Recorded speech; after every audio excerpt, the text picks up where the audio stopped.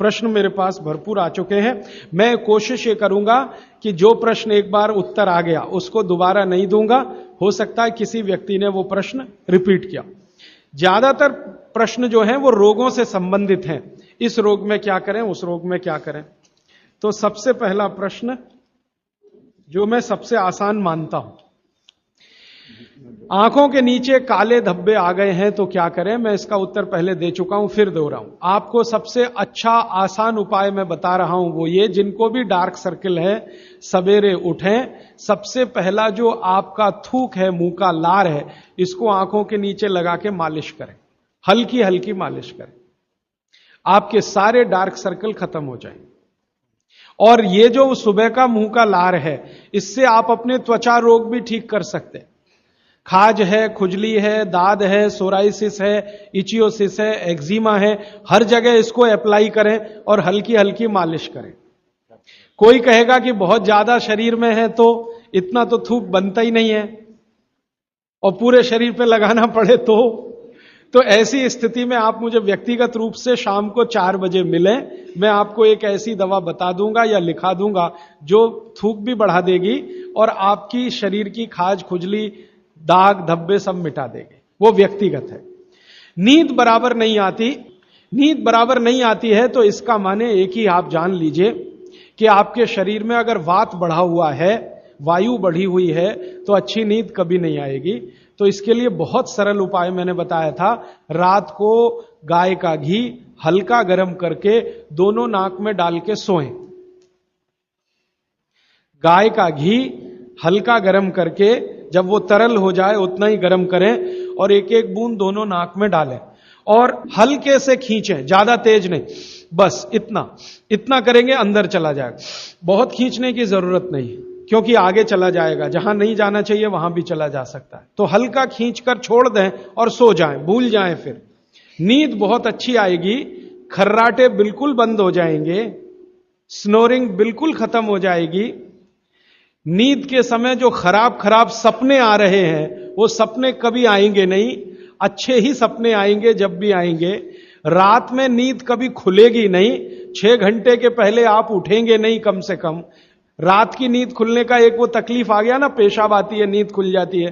घी डाल के सोएंगे तो रात को नींद कभी नहीं खुलेगी, 6, साढ़े 6, 7 घंटे के बाद ही खुले। और बच्चों को तो जरूर करें, इससे और एक फायदा होगा, स्मरण शक्ति बढ़ेगी। ठीक है।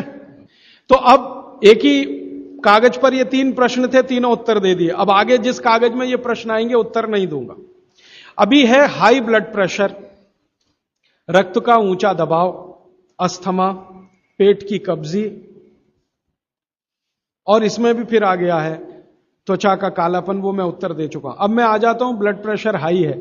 वैसे तो ब्लड प्रेशर हाई और लो होना ये काल्पनिक चीज है, कभी बाद में चर्चा करूंगा, लेकिन अगर आपके मन में बैठ गई है तो इतना ही जान लीजिए कि आपको जब लग रहा है और डॉक्टर कोई कह रहा है कि आपका बीपी हाई है, तो समझ लीजिए, इसको बागवती जी दूसरे सूत्र में कहते हैं कि रक्त की अम्लता बढ़ी हुई है, एसिडिटी बढ़ी हुई है। अब रक्त में अम्लता है तो अम्लता को खत्म करने के लिए क्षारीय चीज खाएं, क्षार चीज खाएं, क्षार।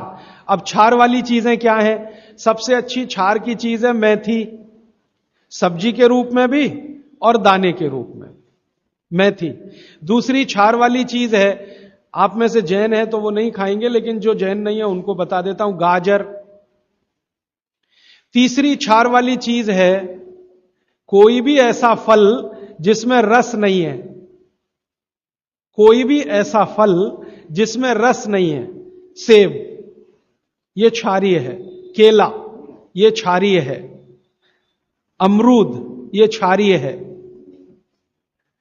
कोई भी ऐसे फल याद रहेगा आपको जिसमें रस नहीं है, ये सब क्षारीय है। सब्जियों में पालक क्षारीय है, बैंगन क्षारीय है।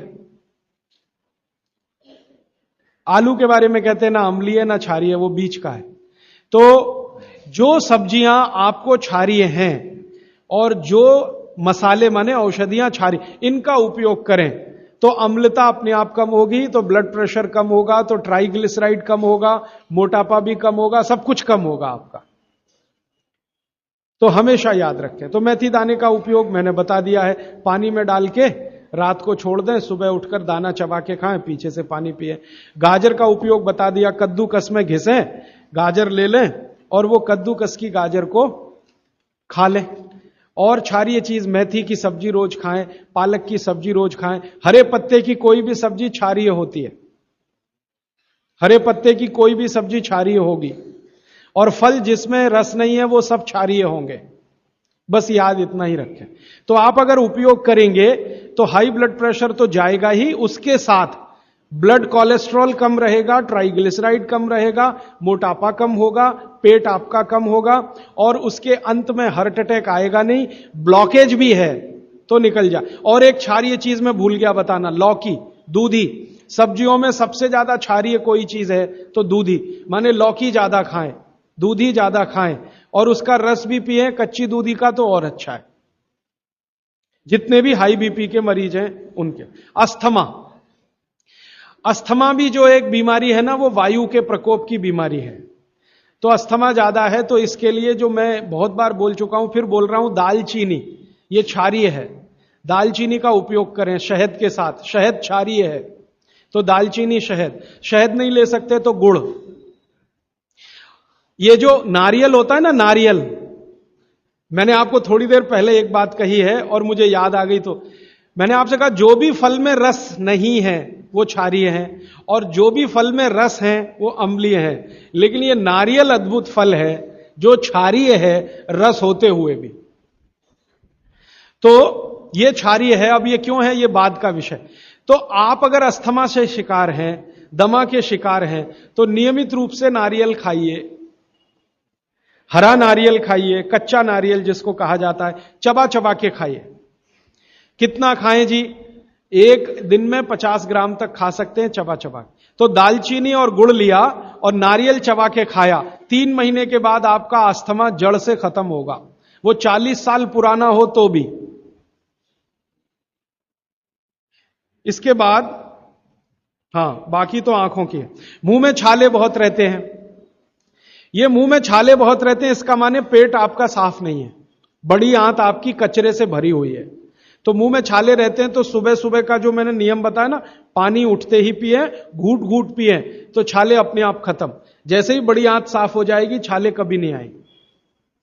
और अगर आपको ये करने के बाद भी छाले में आराम नहीं मिल रहा है, तो आपको एक सरल आसान दवा बता देता हूं जो होम्योपैथी की दुकान में मिलती है, जो बड़ी आंत को सबसे जल्दी से साफ कर देती है। उस दवा का नाम है बोरेक्स।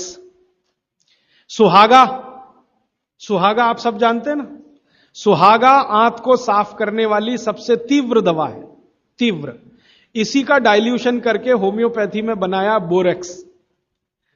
तो ले लें, किसी भी होम्योपैथी की दुकान से खरीद लें, 30 पोटेंसी में या 200 पोटेंसी में। इसके 3 ही खुराक लेंगे तो जीवन भर के लिए छाले की बीमारी आपकी आएगी नहीं, क्योंकि यह तुरंत बड़ी आंत को साफ करता है। पानी करेगा, धीरे धीरे करेगा। बोरेक्स तो एक ही दिन में काम करता है, लेकिन भागवत जी कहते हैं ये एक ही दिन का चक्कर छोड़ना चाहिए, तुरंत हर चीज का रिजल्ट मिल जाए। वो कहते हैं जीवन में कोई भी चीज फास्ट है ही नहीं, हर चीज स्लो है। तो कोशिश करिए पानी से ठीक करें, और अगर आप बहुत परेशान हैं तभी बोरेक्स का इस्तेमाल करें। और यह दवा हमेशा पानी में डाल के लें, 1 बूंद डाल दें पानी में, और उस पानी के 3 हिस्से करके उसको पी लें। 1 कप पानी हो, आधा कप पानी हो, 1/4 कप पानी हो। अभी आगे का एक प्रश्न। अच्छा, गाय के मूत्र के बारे में मैंने आपसे कहा था, तो उस पर प्रश्न आए हैं 4-5। गोमूत्र सही गाय का है या उसको कोई बीमारी है? किस तरह की प्रॉब्लम हो सकती है? अगर गोमूत्र सही नहीं है तो उस हाल में क्या करना चाहिए? मैं आपको विनम्रता पूर्वक एक एक्सपेरिमेंट जो हमने किया वो बता देता हूं। गाय को हमने 6 साल जहर खिलाया। एक गाय पर यह एक्सपेरिमेंट हमने किया, 6 साल जहर खिलाया, सबसे खराब जहर खिलाया। उसका नाम है संखिया, अंग्रेजी में कहते हैं आर्सेनिक। तो हमने गाय को दिया, चारे में मिलाकर दिया, बहुत मामूली मात्रा में, क्योंकि हम जानते हैं ज्यादा देंगे तो गाय मर जाएगी। हमें यह देखना था कि ये थोड़ा थोड़ा जहर देते हैं तो उस पर असर क्या आता है। तो 6 साल जिस गाय पर हमने ये प्रयोग किया, वो गाय अभी भी जीवित है, अभी भी जीवित है। और स्वस्थ है, तंदुरुस्त है। हमने हर बार उसको संख्या दिया और हर दिन उसके मूत्र में टेस्ट किया, आया कि नहीं आया। क्योंकि ऐसे कहते हैं ना, खाओ तो सब कुछ आने ही वाला है मूत्र में और ब्लड में। तो 6 साल लगातार उसको संख्या खिलाने के बाद भी उसके मूत्र में 1.0000 में चले जाएं, उतना भी संख्या कभी नहीं आया। अद्भुत है ये। अब मुझे पुरानी बात इसमें जोड़नी है। बहुत लोग कहते हैं ना, गाय के गले में शंकर भगवान का निवास है। वो शायद शंकर जी ने पी लिया। शंकर जी तो मशहूर है ना, खराब से खराब जहर पीने के लिए। तो शायद गले में शंकर जी हैं गाय के, तो वहीं रुका। और सच में हमने ये देखा, इसमें मैं एक्सेजरेशन नहीं कर रहा हूं। आप चाहें तो वो गाय कभी भी आके देख सकते हैं। हमने उसके गले के आसपास महसूस किया 6 साल में एक ब्लू कलर का रिंग बन गया है, ब्लू कलर का। और वहां से ब्लड निकाला, उसको टेस्ट किया तो उसमें पूरा संख्या है, माने आर्सेनिक है। गले के नीचे वो गया ही नहीं, गले में ही रुक गया। शंकर भगवान ने शायद रोक लिया।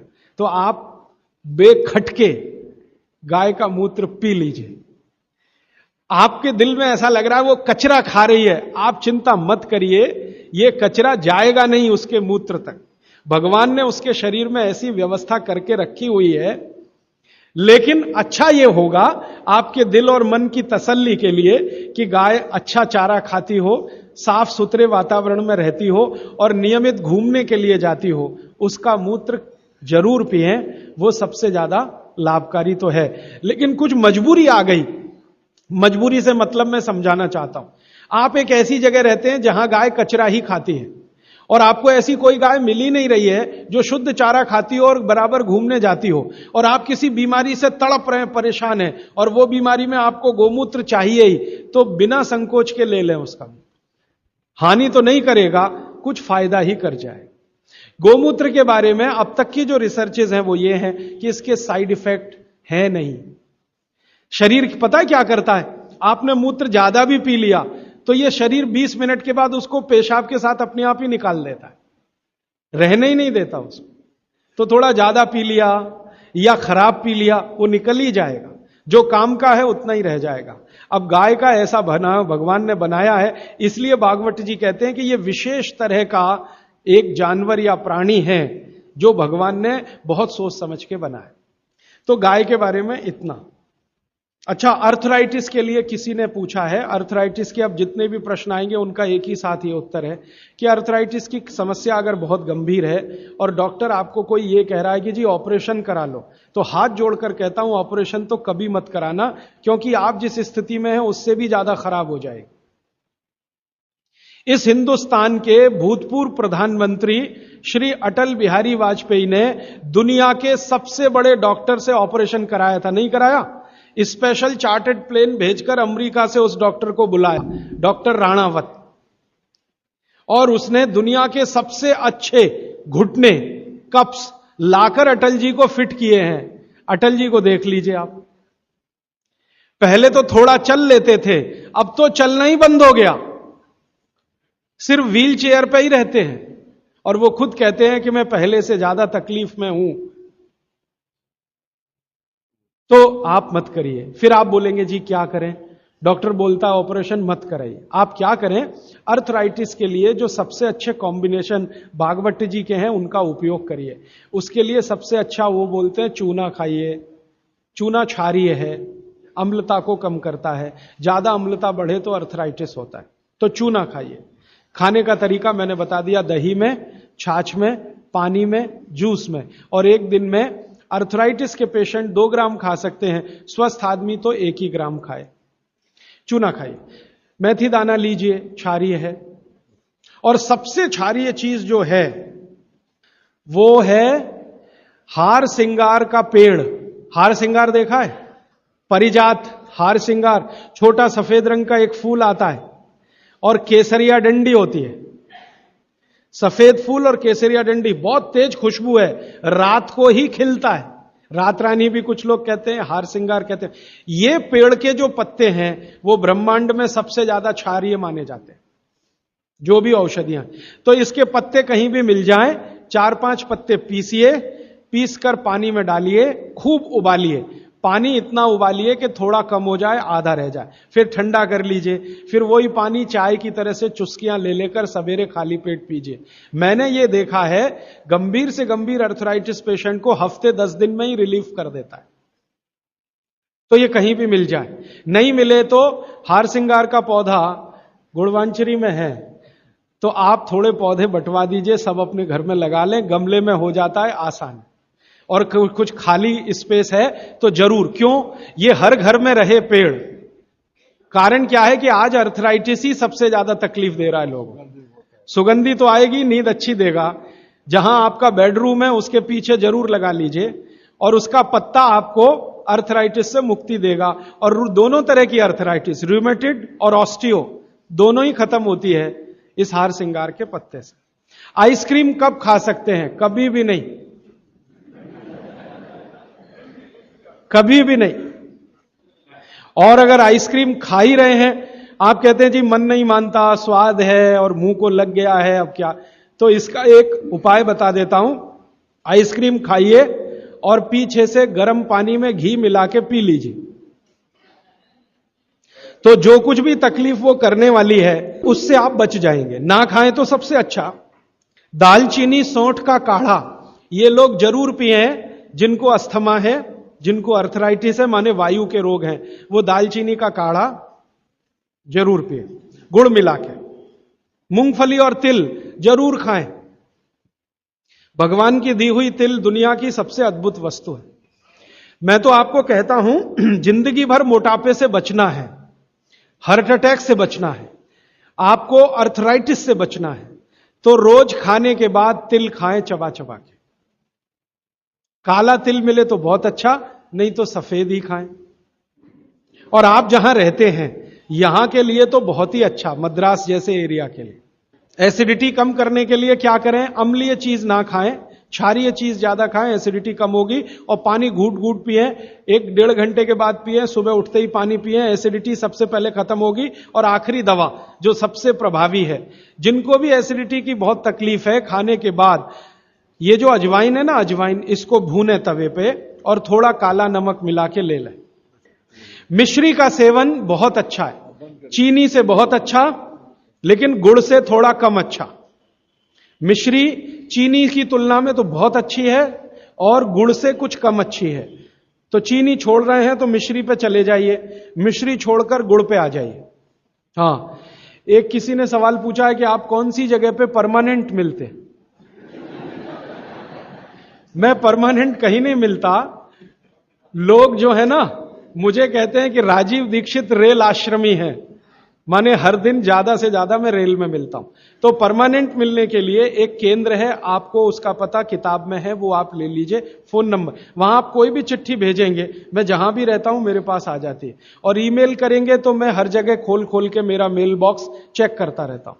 तो वो पता जो वर्धा सेवाग्राम का है, भारत पीठम, 10 जोतवानी लेआउट, सेवाग्राम रोड, सेवाग्राम, जिला वर्धा, महाराष्ट्र, ये मेरा परमानेंट केंद्र है। वहां आप पत्र भेज सकते हैं, फोन भी कर सकते, वहां फोन कभी भी करें तो पता चल जाएगा मैं कहां हूं। और मेरा मोबाइल नंबर आप सबको मैं चाहूं तो लिखा देता हूं, 9422 03599 9422 03599, ये मेरा मोबाइल नंबर है। और ईमेल एड्रेस है rajivdixitaba@redixitab@rediffmail.com। और निरंजन भाई, प्रदीप भाई, ये कभी भी आप इनको संपर्क करेंगे तो ये कहीं भी खोज के बताएंगे कि मैं कहां हूं।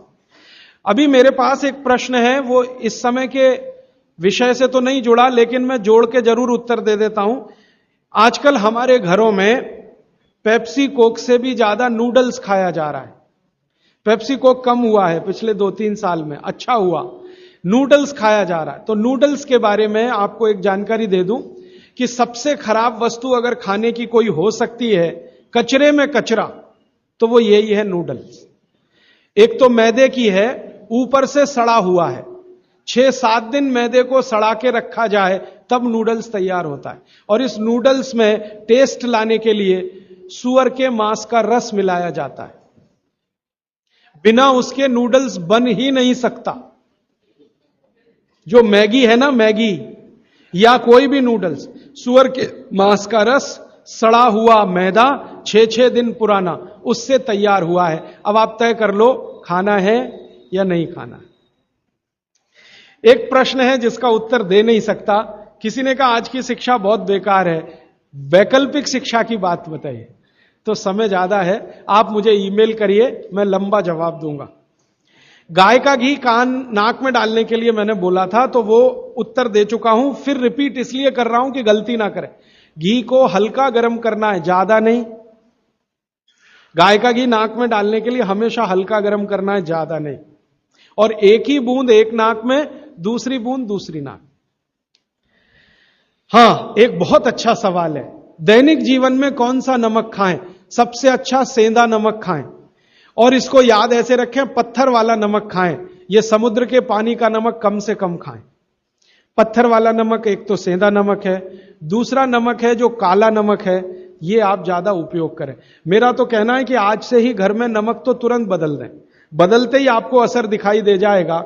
आपको जो तकलीफ है ना ब्लड प्रेशर की, अर्थराइटिस की, ये नमक बदलने से ही बहुत आराम दे देगी आपको। तो सेंधा ही नमक। किसी ने कहा है कि गोमूत्र अर्क लेने में पहले दिन खराब लगा, 3 दिन खराब लगेगा, 3 दिन, चौथे दिन से अच्छा लगेगा। तो छोड़े नहीं उसको। एक दिन खराब लगा, छोड़िए मत, दूसरे दिन भी लीजिए, तीसरे।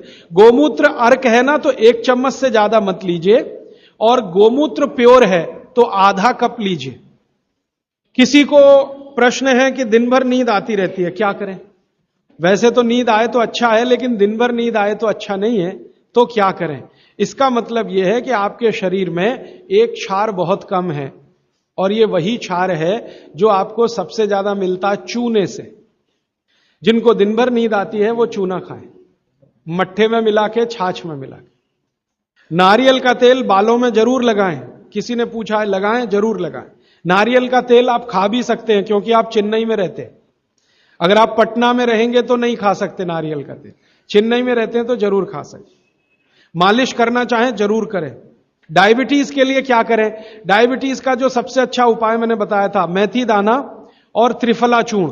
त्रिफला चूर्ण माने हरदे, बहेड़ा, आंवला, 1, 2, 3 अनुपात वाला त्रिफला चूर्ण 1 चम्मच, मेथी दाना 1 चम्मच, दोनों मिलाकर गर्म पानी में रात को रख दें। सवेरे उठकर इस पानी को पी लें और उसमें जो कुछ है चबा के खा लें। 3-4 महीने नियमित करेंगे, ब्लड शुगर नॉर्मल आने की पूरी संभावना है। और नहीं आए 3-4 महीने में ब्लड शुगर नॉर्मल, तो एक मुझे ईमेल जरूर करें या फोन करें। शुगर खाना नहीं खाना, चीनी बिल्कुल बंद कर दीजिए, क्योंकि यही अकेली चीज है जो पचती नहीं आसानी से। बाकी चीनी छोड़कर कुछ भी खाइए। पथरी अगर है शरीर में, और थायराइड का सबसे अच्छा उपाय है धनिया पत्ता है ना, धनिया पत्ता, इसकी चटनी, धनिया पत्ते की चटनी बनाइए, पानी में मिला के पी जाइए। पानी गुनगुना रहे। कितनी चटनी? 1 चम्मच चटनी, उसमें कुछ डालिए मत, नमक मिर्ची कुछ मसाला नहीं, खाली धनिया पत्ते की चटनी। और जब तक धनिया मिल रहा है तो ये हरे पत्ते की चटनी, धनिया मिलना बंद हो जाए तो सूखा धनिया। ये धनिया जो है ना, थायराइड की सबसे अच्छी दवा मानी जाती है। पथरी जिसको भी है वो चूना कभी ना खाएं, ये याद रख। कहीं भी शरीर में पथरी है तो चूना कभी ना खाएं। तो फिर क्या खाएं? एक दवा है पत्थर तोड़ दवा, क्या बोलते हैं आप उसको? पाखंड भेद। शोभाकांत जी के यहां वो दवा है, पाखंड भेद, कहीं भी मिल जाएगा। तो आप इसका काढ़ा बना के पिए। ये जो पाखंड वेद है ना, इसका काढ़ा पानी में डाल के उबाल के। और ये दवा आसानी से होम्योपैथी में उपलब्ध है, और इसी दवा का होम्योपैथिक नाम है बर्बेरिस वल्गैरिस। पाखंड वेद का बॉटेनिकल नाम है बर्बेरिस वल्गैरिस। ये किसी भी होम्योपैथी की दुकान में मिलेगा। वो पूछेगा कैसे दूं, तो कहना मदर टिंचर में दो। ये कोई भी घर में रखिए, आप बिल्कुल निसंकोच इस्तेमाल कर सकते हैं, साइड इफेक्ट कुछ नहीं है इस दवा का। बर्बेरिस वल्गैरिस मदर टिंचर ऐसा बोलिए, तो ये हल्के गुलाबी रंग की होगी, डार्क कलर की भी हो सकती है। इसकी 10-10 बूंदें 1/4 कप पानी में डालकर दिन में 3-4 बार पिलाएं। 1 महीने 1.25 महीने में सारी पथरी टूटकर निकल जाएगी। और नहीं तो पाखंड वेद जो दवा मिले आयुर्वेद की, उसका काढ़ा बना के 15-20 दिन ले लें। काढ़ा जल्दी तोड़ता है पत्थर को, बर्बेरिस को समय ज्यादा लगता है। पानी में चूना मिला के पी सकते हैं, जरूर पीजिए, पथरी वाले नहीं। दांतों का दर्द, दांतों के दर्द की सबसे अच्छी दवा है लौंग। लौंग इस्तेमाल करिए, लौंग का तेल इस्तेमाल करिए। और दांतों में दर्द हो ही नहीं तो थोड़ा थोड़ा चूना खाते रहिए। और दांतों में दर्द हो ही नहीं तो दातुन करते रहिए, दंत मंजन करते रहिए, पेस्ट बंद कर दीजिए। हां, अभी एक जरूरी प्रश्न आया, शराब और गुटखा छोड़ने के लिए क्या करें? जरूर आप इसको ध्यान से नोट कर लीजिए, ये बहुत लोगों के काम। शराब, गुटखा, तंबाकू, सिगरेट और बीड़ी, ये 5 बुराइयां व्यसन के रूप में हमारे घरों में आई हैं और देश का सर्वनाश किया है। इनके बचने के लिए बहुत अच्छा है, संकल्प शक्ति से बचें तो अच्छा है। भागवत जी कहते हैं किसी भी व्यसन से बाहर आना हो तो संकल्प शक्ति के साथ आइए तो अच्छा है। नहीं है संकल्प शक्ति तो दवा का उपयोग करिए। तो क्या दवाएं हैं आपके पास? सबसे अच्छी दवा है शुद्ध गाय का मूत्र, अर्क नहीं, शुद्ध गाय का मूत्र। दूसरी दवा आपके घर में है अदरक या सौंठ। जिनको शराब से छुड़ाना है, बाहर निकालना है, उनको अदरक और सौंठ ज्यादा खिलवाइए, रस पिलवाइए अदरक का, सौंठ का काढ़ा बना के दीजिए, गुड़ मिला के दे सकते हैं सौंठ का काढ़ा बना के। और गोमूत्र पीने को बोलिए। नियमित रूप से अगर आधा कप भी गोमूत्र पिया तो 1.25 महीने में शराब छूट जाती। शराब जो पीते हैं, बीड़ी सिगरेट जो पीते हैं, उनके शरीर में एक केमिकल बढ़ जाता है, उसका नाम है सल्फर। और सल्फर को कम करने के लिए सल्फर ही चाहिए। आयुर्वेद में कहा है ना कि विष को विष मारता है, तो सल्फर बढ़ता है। तो सल्फर कम करने के लिए बाहर से सल्फर चाहिए, और बाहर का सबसे अच्छा सल्फर गोमूत्र में है। सर्दी जुकाम, सर्दी जुकाम ज्यादा है, बार बार है, सबसे अच्छी दवा है।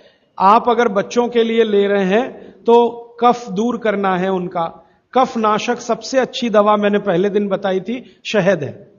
दूसरी शहद नहीं लेते तो गुड़ है, तो बच्चों को गुड़ दीजिए ज्यादा। एक उनको चूना भी दे सकते हैं, चूना कफ का भी नाश करता है, वात का तो करता ही है, कफ का भी करता, तो चूना दे सकते हैं। गाय का घी नाक में डाल सकते हैं। हल्दी जबरदस्त कफ नाशक है, तो दूध में हल्दी मिलाकर दीजिए।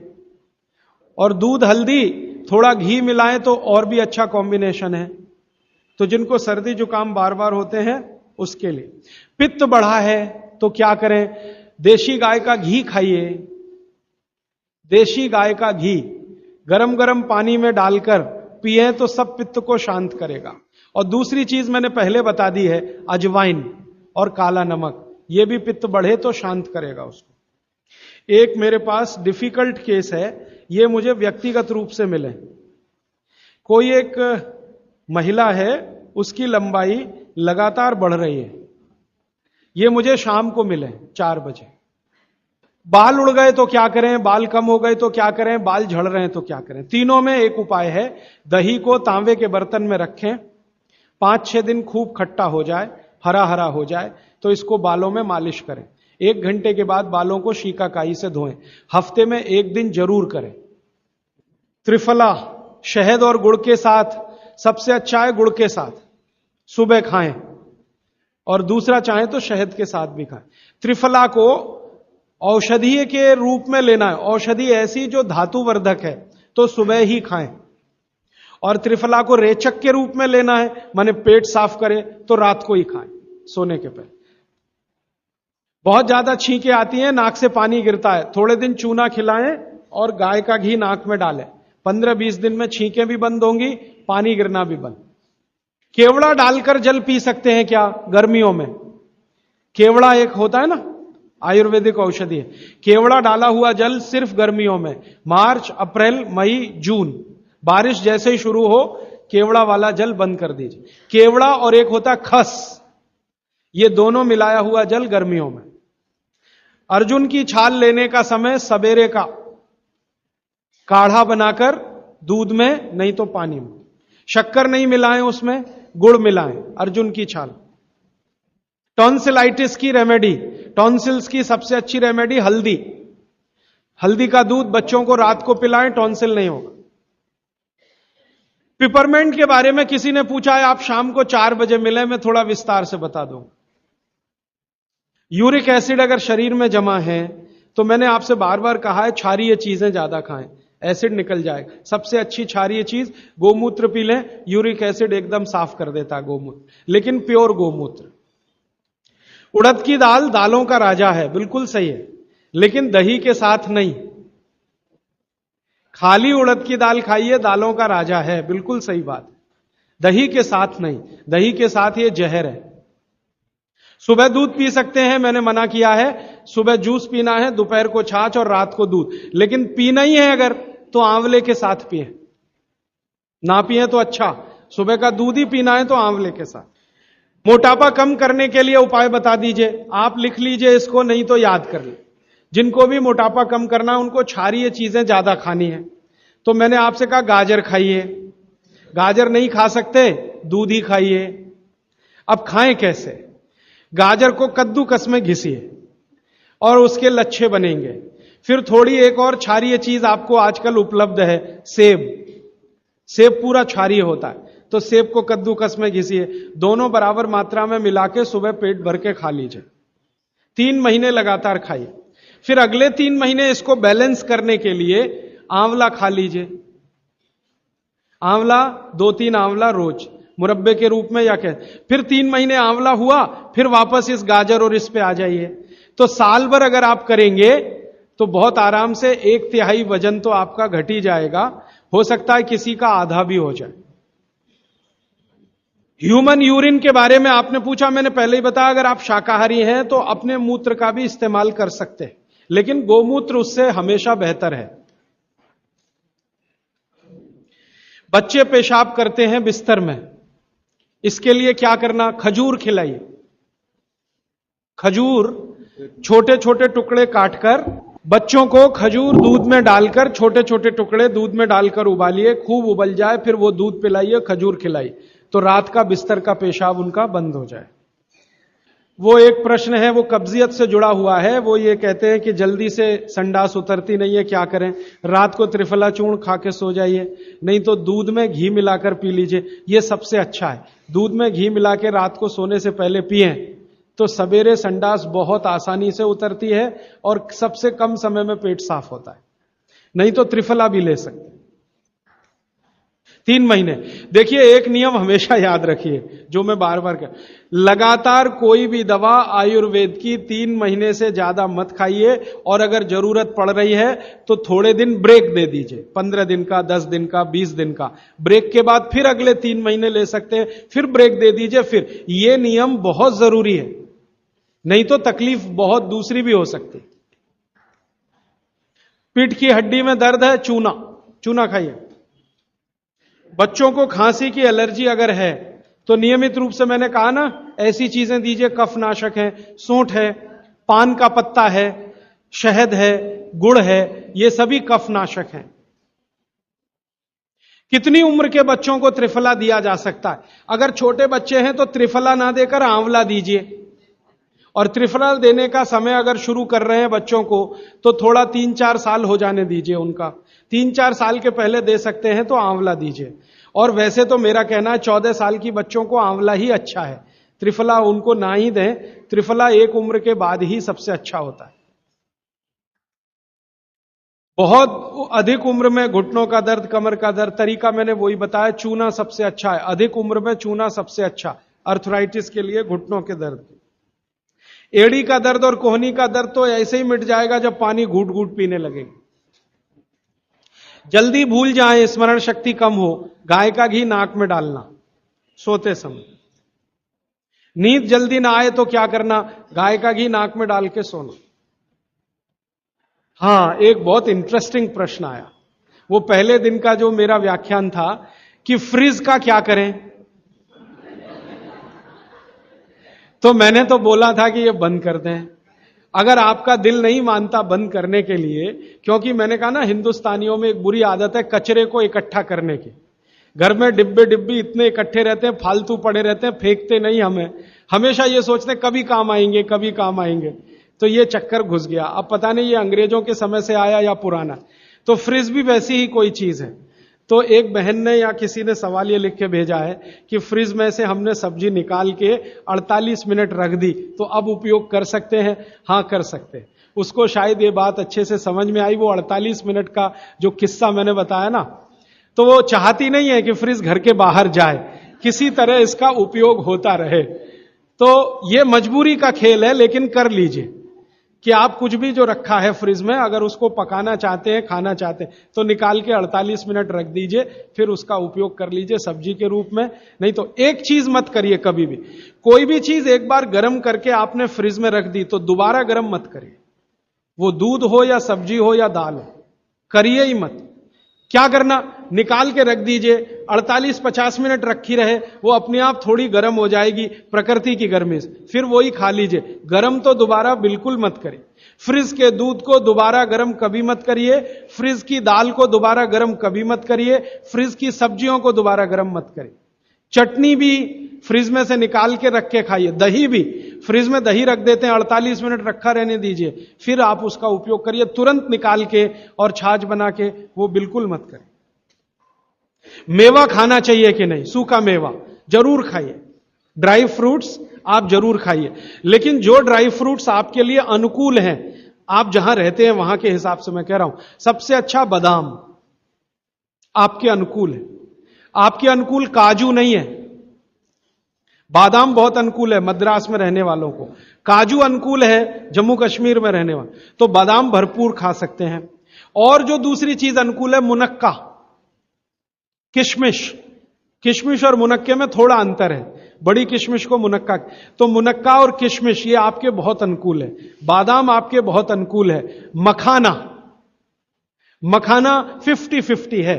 ज्यादा अनुकूल तो बिहार उत्तर प्रदेश वालों को है, और थोड़ा चले तो झारखंड वालों को। आपके लिए 50-50, ना बहुत प्रतिकूल है ना बहुत अनुकूल है, बीच का है। और बाकी जो अखरोट वगैरह हैं ये आपके अनुकूल नहीं। अखरोट खाना चाहिए हमेशा ठंड में रहने वाले लोगों को, आपके लिए अखरोट बिल्कुल अनुकूल नहीं। और ड्राई फ्रूट्स क्या खाते हैं आप, चिरौंजी, चिरौंजी क्या कहते हैं उसको, जो चिरौंजी है वो आपके लिए अनुकूल है, चेन्नई के आसपास के लोगों के लिए अनुकूल है, वो आप खा सकते हैं।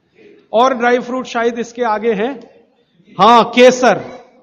केसर अगर आप खाएं, वैसे तो औषधि है ड्राई फ्रूट नहीं, लेकिन ये 3 महीने के आगे नहीं खा सकते, नवंबर दिसंबर जनवरी, और दूध में मिला के। मिश्री, पिस्ता, पिस्ता 50-50 है। अंजीर बहुत अनुकूल है सिर्फ एक ही किस्म के लोगों के लिए। इसको मैं आपको कहता हूं, जरा ध्यान से सुन। जिनको शरीर में शक्ति की कमी लगती है, शक्ति की कमी लगती है, ताकत कम है, शक्ति कम है, उनके लिए अंजीर बहुत फायदे की है। लेकिन जिनको पहले से ही ताकत है वो ना खाएं इसको। चेंदारू क्या होता है, एप्रिकॉट, हाँ एप्रिकॉट आपके लिए ठीक है, आप खा सकते हैं एप्रिकॉट। हाँ, एक सुझाव है, प्रश्न नहीं है, और वो सुझाव मुझे स्वीकार है। वो ये कहते हैं कि आप चले गए उसके बाद क्या,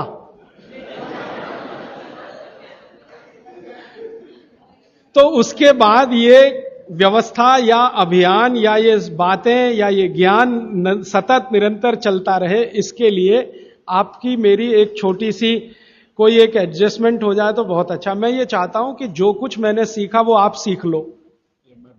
हाँ, और बाबूजी बोलेंगे वैसे, मेरा ऐसा कहना, जो मैंने सीखा वो आप सीख लो, उतना ही सीख लो जितना मेरे पास है, फिर आप उससे आगे भी सीख सकते हैं, और ये दूसरों को सिखाते जाएं। तो नियमित रूप से कोई ऐसी व्यवस्था अगर आप सब मिलके करें, मुझे स्वीकार है। सुबह का पानी तांबे के बर्तन का पी सकते हैं जिनको कब्जियत की बहुत तकलीफ है, लेकिन शरीर में तांबा ज्यादा हो तो वो नहीं पिए। लेकिन सबसे अच्छा जो सम पानी माना जाता है, जिसमें आपको कुछ सोचना ही नहीं पड़ेगा, सादा बर्तन का, माने वो पीतल के उसमें रखा हुआ या कांसे के उसमें रखा हुआ, नहीं तो स्टील में रखा हुआ, गर्मी के दिनों में घड़े का, मिट्टी के घड़े।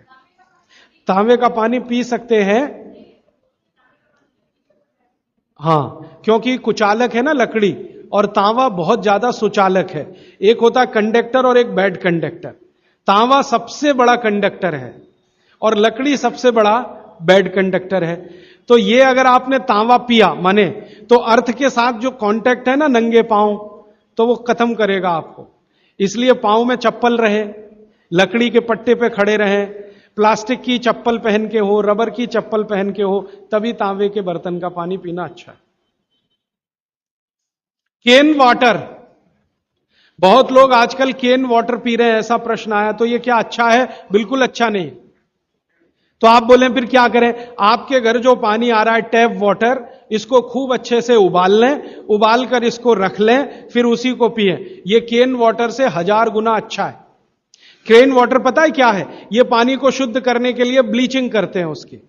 उस ब्लीचिंग में क्लोरीन इस्तेमाल होता है, फ्लोरीन इस्तेमाल होता है, और वो फिर शरीर में जाए तो बहुत खराब है। और केन वाटर का टेस्ट सादा पानी से बिल्कुल अलग होता है। तो केन वाटर से 1000 गुना अच्छा है टैप वाटर, लेकिन उबाल कर रखा गया। हां, एक सवाल आ गया है जो अब तक किसी ने नहीं पूछा। शायद आपको पूछने के लिए मन में तो होगा, लेकिन आपने क्यों नहीं पूछा? महिलाओं से संबंधित यह सवाल है, मेंसेस पीरियड का। 2 सवाल आए हैं। एक तो यह है कि वाइट डिस्चार्ज बहुत होता है, तो क्या करें? तो इसके लिए आप ऐसा करिए, एक आयुर्वेद की दवा इस्तेमाल करिए, उसका नाम है शतावरी। शतावरी कहीं भी मिलती है आयुर्वेद की दुकान पर। शतावरी चूर्ण के रूप में ले लीजिए। इस शतावरी चूर्ण को दूध में मिला लीजिए और रात को जरूर पीजिए। दूध हल्का गर्म रहे, और शतावरी डाल के दूध उबाल भी सकते हैं, फटता नहीं। शतावरी, जिनको भी वाइट डिस्चार्ज की समस्या है, शतावरी। और दूसरी कि जब भी मेंसेस पीरियड आता है बहुत दर्द होता है, तकलीफ होती है, इचिंग बहुत होती है, तरह तरह की खुजलियां होती है शरीर में, गुस्सा बहुत आता है, चिड़चिड़ापन वगैरह वगैरह। तो आपका जब भी मेंसेस पीरियड होता है तो आपके शरीर में वायु बहुत बढ़ी हुई है, पित्त भी थोड़ा बढ़ा हुआ रहता है। इसका बहुत आसान उपाय मैं बता देता हूं, भागवत जी का है, मेरा नहीं। वो ये कहते हैं कि मेंसेस पीरियड में सब कुछ ठीक रहे, समय से आए, समय से जाए, ज्यादा रक्त ना निकले और कम भी ना हो, इस सब चीज ठीक रखने के लिए गरम गरम पानी में, जो इतना गरम हो जैसे चाय होती है, घी मिला के पिए। गरम गरम पानी में, खूब गरम पानी में, गाय का घी आपके घर है तो बहुत अच्छा, नहीं तो कोई भी घी, भैंस का भी चलेगा, 1 चम्मच मिलाएं, आधा गिलास खूब गर्म पानी खौलता हुआ घी मिला दें, थोड़ा पीने लायक हो जाए उतनी देर रखें, फिर इसको चुस्कियां ले लेकर पिएं। अगर आपका मासिक 5 दिन चलता है, 4 दिन चलता है, 3 दिन, दिन से मतलब नहीं, जितने दिन चलता उतने दिन। कितनी बार पी सकते हैं? दिन में 2 या 3 बार पी सकते हैं। तो अगर आपने ये शुरू किया तो सब कुछ आपका नॉर्मल हो जाएगा, सब कुछ। मेनोरेजिया है तो ठीक होगा, मेट्रोरेजिया तो ठीक होगा, सब ठीक हो जाएगा। मैं ज्यादा नहीं कहना चाहता, आप सब समझदार हैं। हर चीज आपकी दुरुस्त और तंदुरुस्त रहेगी। डिस्चार्ज वाइट है तो शतावरी लेना है, और पानी में घी मिला के, किसी भी दूसरी प्रॉब्लम के लिए, मेंसेस पीरियड, ये घी पानी मेंसेस पीरियड में ही पिए। इसको ध्यान से सुने। मेवा से वेट बढ़ता है, काजू को छोड़कर किसी भी मेवा से वेट नहीं बढ़ता। काजू ही है जो वजन बढ़ाता है, बाकी कोई भी सूखा मेवा वजन नहीं बढ़ाता।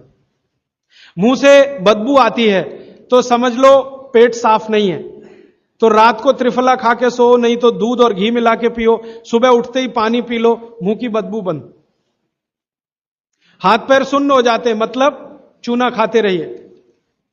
हां, अब ये एक सवाल ऐसा है कि चूने से जीभ फट जाती है, तो आप चूना अगर सीधे जीभ पे खाएंगे तो फटेगी, पानी में डालकर खाएंगे कभी जीभ नहीं फटेगी, दही में डालकर खाएंगे नहीं फटेगी, मट्ठे में पिएंगे तो नहीं फटेगी, जीभ पर चाटेंगे चूना तो जरूर जीभ फटेगी। अब किसी ने एक सवाल पूछा, हनी के केमिकल कंपोनेंट्स बताइए। वो किताब में पूरा है, आप पढ़ लीजिए। टीबी पेशेंट है, ट्यूबरकुलोसिस, तो आप जरूर उनको गोमूत्र पिलाइए। अगर खाली गोमूत्र, शुद्ध गोमूत्र, अर्क नहीं, खाली गोमूत्र आपने पिला दिया तो 3 से 4 महीने में टीबी जड़ से ठीक होती। दही में, या तो छाछ में, या तो पानी में, नहीं तो पान में। चूना ये पान में जो खाते हैं वही